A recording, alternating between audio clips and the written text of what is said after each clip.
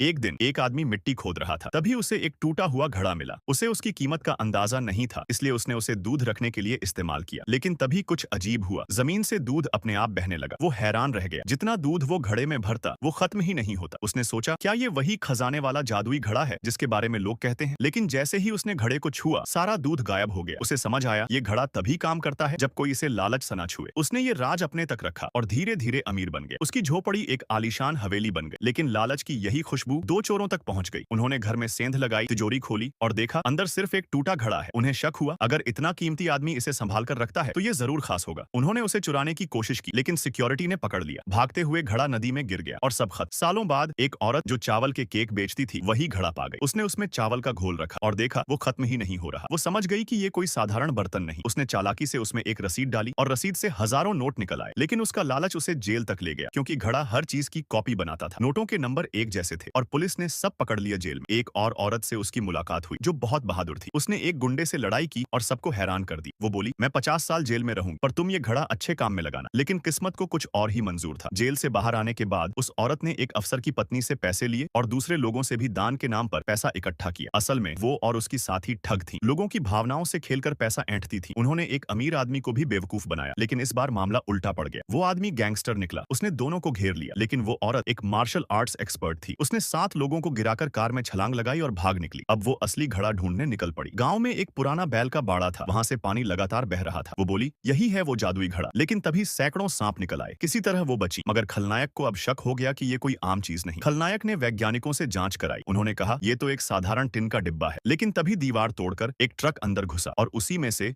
वो दोनों ठग निकल आई। लड़ाई शुरू हो गई। गलती से खलनायक की बंदूक घड़े में गिर गई और अब 2 बंदूकें बन गई। अब सबको समझ आया, यही है असली जादू। लेकिन फिर वही हुआ, जैसे ही उन्होंने इसे अपनी चीज समझा, जादू गायब हो गया। दोनों ने घड़ा लेकर भागने की कोशिश की, लेकिन दुश्मनों ने उन्हें घेर लिया। आखिरी कोशिश में उन्होंने नदी में छलांग लगा दी। कई साल बाद वो आदमी जिसने ये कहानी शुरू की थी, घड़ा पाकर उसे दान में दे दिया। उसने स्कूल खोले, गरीबों की मदद की, किसानों को किताबें दी, यहाँ तक कि गांव का जीडीपी भी बढ़ गया। कहानी का संदेश साफ है, जादू चीजों में नहीं, इंसान के इरादों में होता